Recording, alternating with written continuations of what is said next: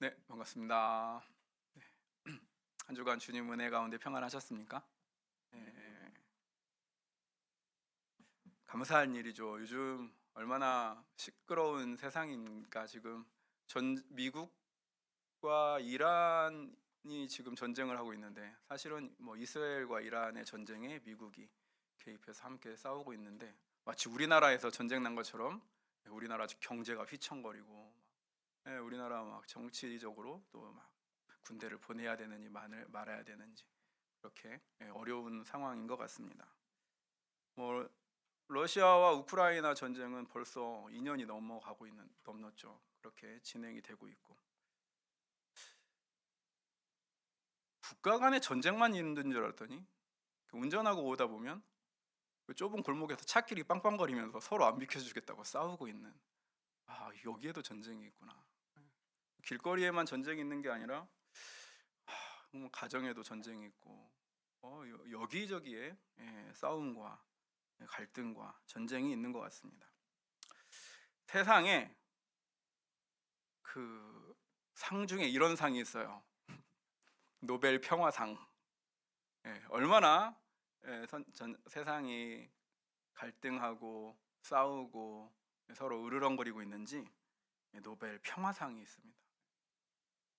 샬롬이 없는 세상.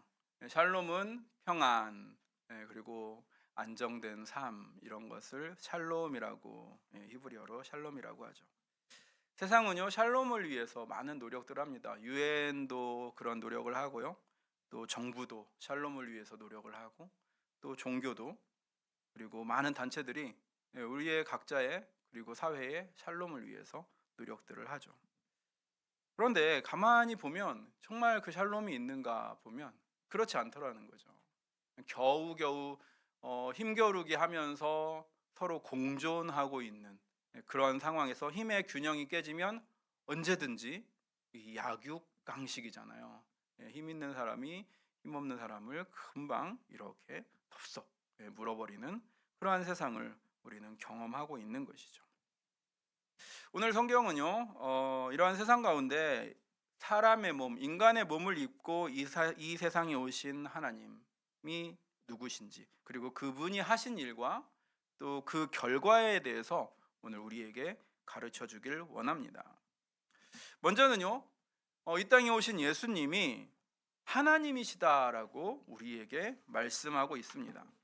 15절 보면 그는 보이지 아니하는 하나님의 형상이시요 모든 피조물보다 먼저 나신 이시니, 여기서 그는 이 땅에 오신 예수님을 말씀하고 있는 거죠.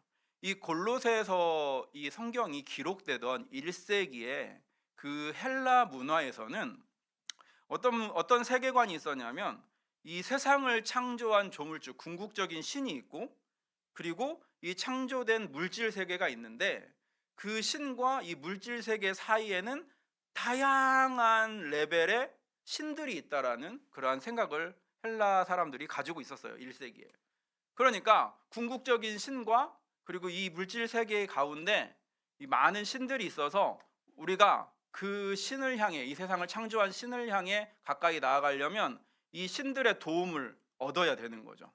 마치 천주교에서 그 하나님께 가려면 마리아한테 잘 보여서 마리아가 좀 잘 이렇게 말을 잘 해줘서 하나님께 나아가는 것처럼, 그 헬라 문화에는 그러한 세계관이 있었어요. 중간에 많은 신들이 있는 거죠.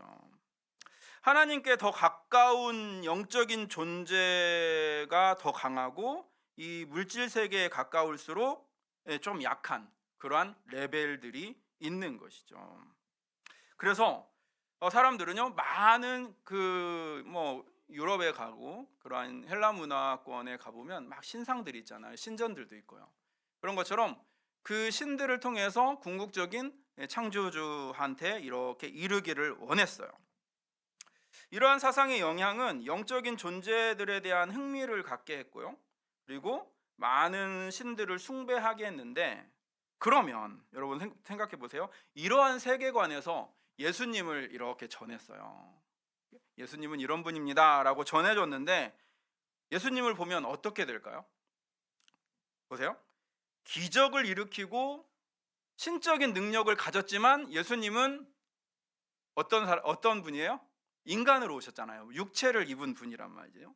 그렇기 때문에 헬라 시대의 세계관으로 보면 예수님은 위쪽의 레벨일까요? 아래쪽의 레벨일까요? 그렇죠. 그렇게 되는 거예요. 복음을 전했더니 이 사람들이 예수님에 대해서 오해를 하는 거예요. 아, 예수님은 육체를 가졌으니까 먹고 화장실 가고 뭐 그렇게 이 세상을 살아가고 그랬으니까 아, 이 신은 좀 레벨이 좀 낮은가 보다 이렇게 생각을 하게 되는 거죠. 그 다다익선의 그러한 세계에 가보면 참 그렇습니다. 우리 뭐 네팔도 갔다 왔지만 그 힌두 문화권에는 신이 8억 신이 있어요. 8억이 넘어요. 다 신이에요. 그 신들을 통해서 자신의 행복을 추구를 하는데 문제는 예수님을 전하면 그 힌두 문화권에서 예수님을 전하면 아, 믿을게요 한단 말이죠. 근데 예수님만 믿는 게 아니라 나에게 유익한 모든 다 신들을 섬기는 거예요. 이러한 상황이 펼쳐지는 거예요. 오늘 말씀은요, 이러한 사고방식, 이러한 세계관을 철저히 거절하고 있습니다. 15절 우리 같이 한번 읽어볼까요? 15절. 자, 시작. 그는 보이지 아니하는 하나님의 형상이시요. 아멘. 하나님의 형상이라는 거는 하나님 그분이라는 거예요. 그분이 우리에게 눈에 보이지 않는 하나님이 우리의 눈에 보이게 나타나셨다라는 거죠. 모든 보이는 세계와 모든 보이지 않는 영적인 모든 세계가 있는데 그 모든 만물보다 먼저 계셨고 그 모든 만물보다 위에 계신 하나님이 우리가 볼 수 있도록 나타나셨다라는 거예요. 그러니까 어떤 중간에 어떤 레벨의 신이 아니라 당신이 정말 이루고자 하는 만나고자 하는 그 하나님이 우리 가운데 오셨다라고 이야기를 하는 것이죠. 16절 같이 한번 읽어볼까요? 시작. 만물이 그에게서 창조되되 하늘과 땅에서 보이는 것들과 보이지 않는 것들과 혹은 왕권들과 주권들이나 통치자들이나 권세들이나 만물이 다 그로 말미암고 그를 위하여 창조되었고. 아멘.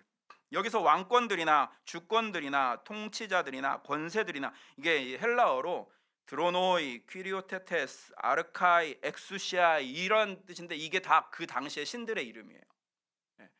궁극적인 신과 이 땅의 신 사이에 있는 이 레벨들의 이름이 이제 우리가 이렇게 한글로 번역하니까 왕권들이나 주권들이나 통치자 이렇게 하는데 사실 그 시대의 배경에 신들의 통치자들의 이름이었다는 거죠. 천상의 존재로 명칭되던 그러한 이름들이에요.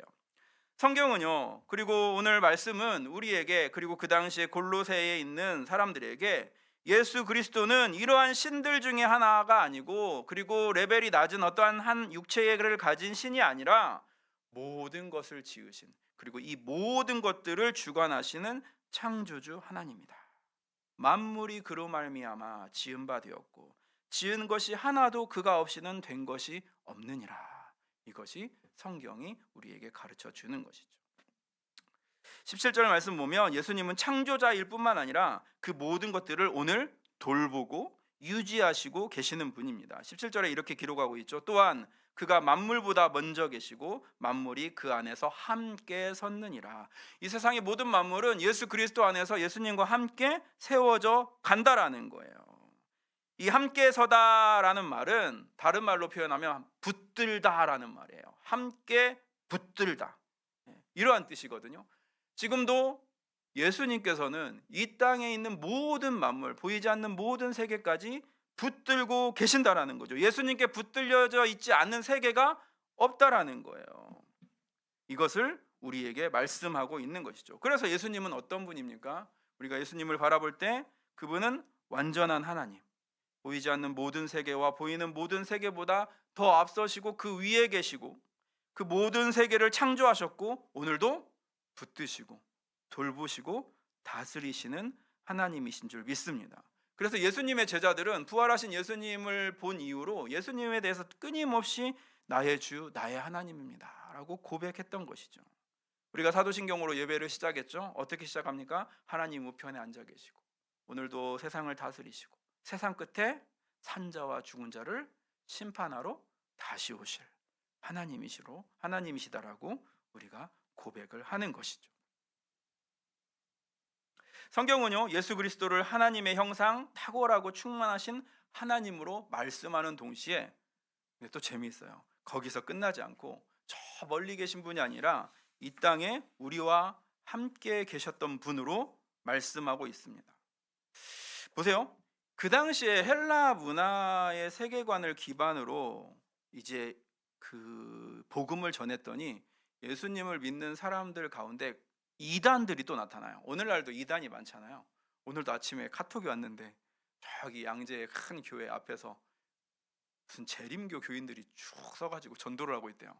그래서 지금 막 집회 신고도 하고 난리도 아니다라고 하는데, 어쨌든 올바른 복음을 전하면 그거에 대해서 약간 뒤틀어서 이단들도 생겨나는 게 자연적인 현상이에요. 그때 1세기에도 그러한 이단들이 일어났다라는 거예요. 그 사람들이 어떤 이야기를 했냐면, 영적인 것은 너희들이 영적인 것과 육체적인 것들을 나누는데 영적인 것들은 선해, 육체적인 것과 함께 할 수 없어. 육체적인 것들은 악해, 더러워. 그러니까 우리는 영적인 것들을 숭배하고 영적인 것들을 찾아가야 돼. 이렇게 가르치면서 예수님도 뒤틀어 버리는 거예요. 예수님도 영적인 하나님이라면 육체적일 수 없어 라고 가르쳤던 이단들이 나타났습니다. 그들은요, 천사 숭배를 했어요. 영적인 것들을 숭배하고, 그 정말 거룩해져야 되고 막 이렇게 나아갔던 것이죠. 자, 그러면 어떤 일이 여기서 또 벌어지죠? 보십시오. 사람들의, 인간의 죄와 인생의 모든 짐을 대신 뒤집어 쓰고 십자가에서 달려서 철저하게 죽으신 예수님의 그 사역이, 그 십자가의 죽음이 어떻게 돼요? 이 사람들은 이렇게 가르쳐요. 그거는 환상이야. 그거는 우리 눈에 그냥 보였던 환상일 뿐이야. 사실은 예수님은 육체는 약간 그 막 AI처럼 사실은 우리 눈에 살짝 보이지만 못 박혀도 아프지도 않고 사실 그거는 환상이었어. 이렇게 가르쳐 버리는 거죠. 그럼 결국 궁극적으로 예수님이 부활하신 이 사건은 어떻게 돼요? 죽었다가 다시 살아나신 하나님, 예수 그리스도의 그 부활 사건은 가치가 없어져 버리는 거예요. 이렇게 사탄에게 사로잡혔던 그 이단들이 예수 그리스도의 복음을 뒤틀어서 잘못 가르친 결과 이 골로새에 살았던 믿음의 성도들이 자꾸 헷갈리는 거예요. 예수님이 정말 인간의 몸을 입은 이 낮은 레벨의 신이 아닐까? 혹은 예수님이 이러한 사역들을 했다는데 다 그냥 환상이나 그런 쇼가 아니었을까? 사실은 십자가에서 죽었다가 죽음도 그 가짜 죽음이고 부활도 가짜가 아닐까? 이러한 의심들을 계속 하게 되는 것이죠. 사도 바울은요, 이러한 이원론에 넘어가지 않도록 예수 그리스도가 십자가에 죽으셨고 부활하셨음을 분명하게 증거하고 있는 것이죠.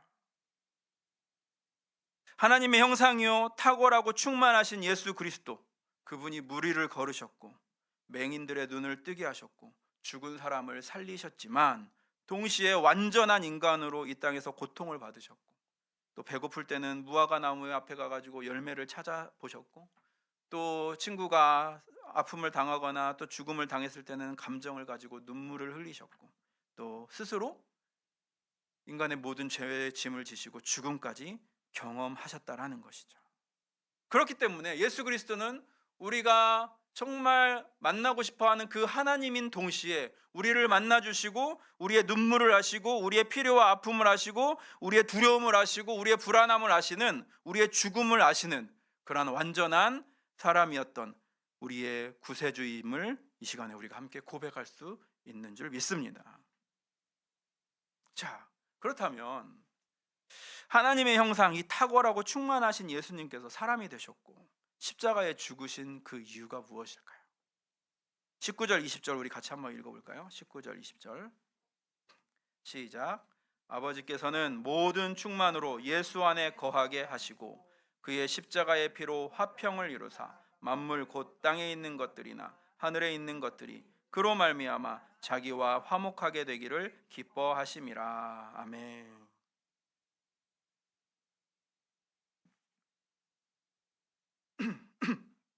오늘 20절 말씀 보면 우리가 보아야 할 단어가 화평 그리고 화목, 이러한 단어들이 나오고 있어요. 잘 들어보십시오. 예수님이 하나님이신 동시에 인간의 몸을 입고 이 땅에서 십자가에서 고통당하시고 죽으신 그 이유는 우리와 하나님 사이의 그 깨어진 관계를 회복시키시고 하나님과 우리를 화해시키시고 하나님과 우리를 화목하게 하기 위해서인 줄 믿습니다. 우리가 왜 싸워요? 우리가 왜 친절하지 못해요? 우리가 왜 조급해요? 우리 안에 샬롬이 없으니까. 우리 안에 평안이 없으니까. 이 샬롬과 이 평안이 어디서 와요?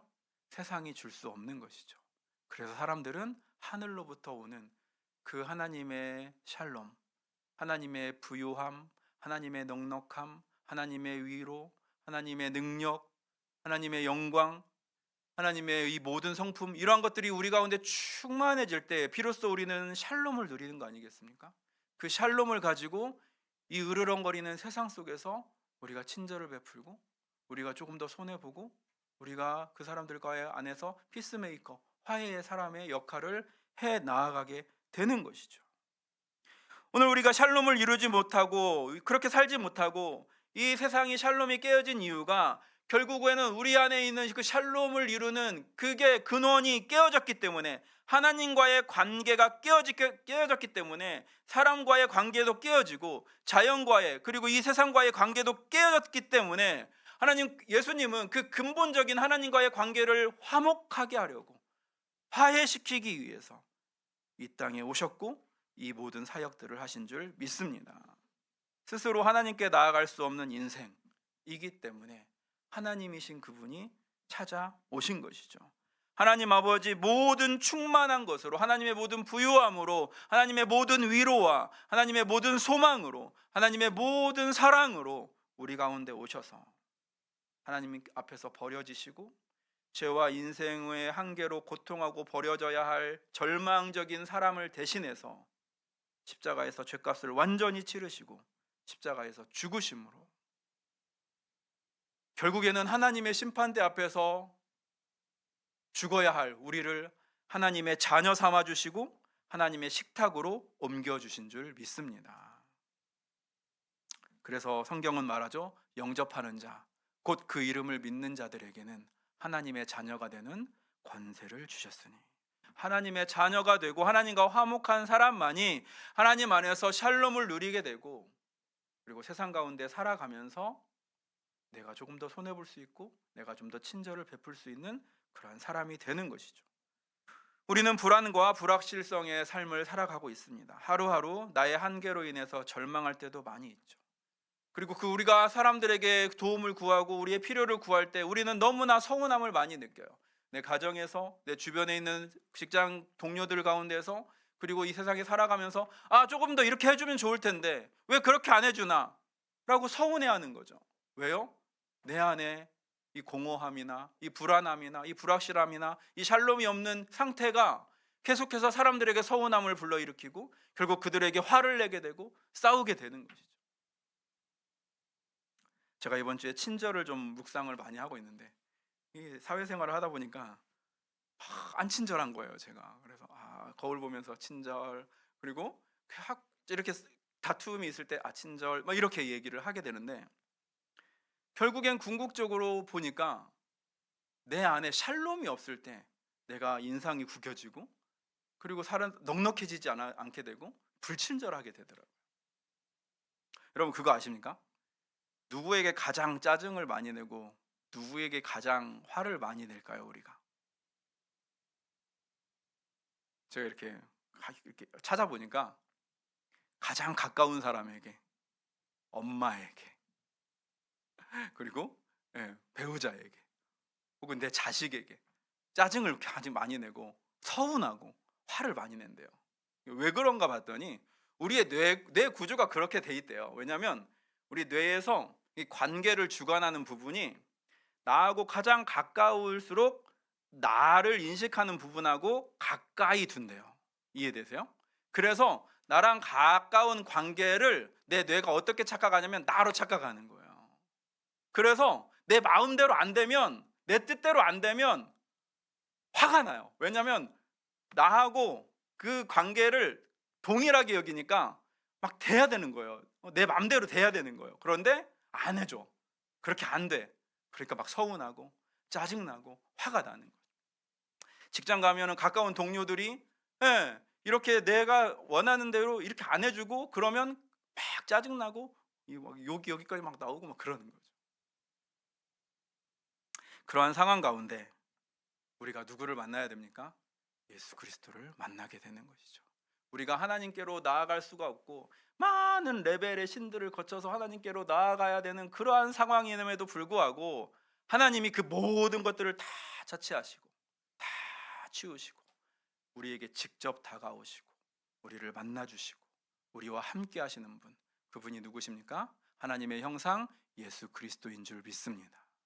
그분은 단지 거기서 끝난 것이 아니죠. 하나님과 우리를 화목하게 하기 위해서 우리 안에 진정한 샬롬, 세상이 줄 수 없는, 사람이 줄 수 없는 그 만족과 그 평안과 그 기쁨을 채우기 위해서 우리 대신 십자가에 못 박혀 죽으신 분이시죠.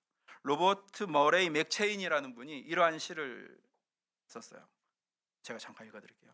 나의 소망은 바로 예수님의 피와 의 위에 세워져 있네. 나는 세상에서 가장 달콤한 기분도 감히 신뢰하지 않고 오로지 예수님의 이름에 의지하네. 나는 견고한 반석이신 그리스도 위에 나는 서 있네. 다른 모든 집안은 가라앉는 모래라네. 여러분, 예수 그리스도 안에서 든든히 서 있고 계십니까? 예수 그리스도 안에서 온전히 세워져 가고 있습니까? 말씀을 정리하도록 하겠습니다. 샬롬이 없어서 으르렁거리고 있는 이 시대 가운데 우리가 나 자신과 그리고 나와 가까운 사람과 내 주변에서 마주치고 부딪히는 사람들과 화해를 이루고 화목한 삶을, 화목한 관계를 만들어 가려면 오직 하나의 방법밖에 없습니다. 그것이 무엇입니까? 오직 예수 그리스도인 줄 믿습니다. 관계가 어려운 때일수록 또 전쟁이 있는 상황일수록 우리는요, 하나님의 모든 좋은 것과 부유함을 누리게 하시는 충만하신 예수 그리스도께 집중해야 합니다. 모든 만물보다 먼저 계셨던 창조주 하나님, 모든 만물 위에 계시고 그것들을 붙들고 그 가운데 있는 나를 붙들고 계시는 하나님, 최종 심판까지 우주를 주관하시는 그 하나님이 완전한 몸으로 이 땅에 오셨고 그 몸을 십자가에 걸어서 우리를 하나님과 화해하고 화목하게 하심으로 이제 우리의 영혼이 어떠한 상황 가운데서도 그분을 붙들고 샬롬을 누리게 되는 줄 믿습니다. 예수님 안에서 하나님의 임재 가운데 살아가고 하나님의 임재 가운데 말하고 하나님의 임재 가운데 표정과 태도를 보이면서 샬롬을 누리고 그리고 세상 가운데 나의 가정에 나의 직장에 진정한 화해와 화목을 이루어가는 그런 믿음의 사람들이 되시기를 예수님의 이름으로 축복합니다.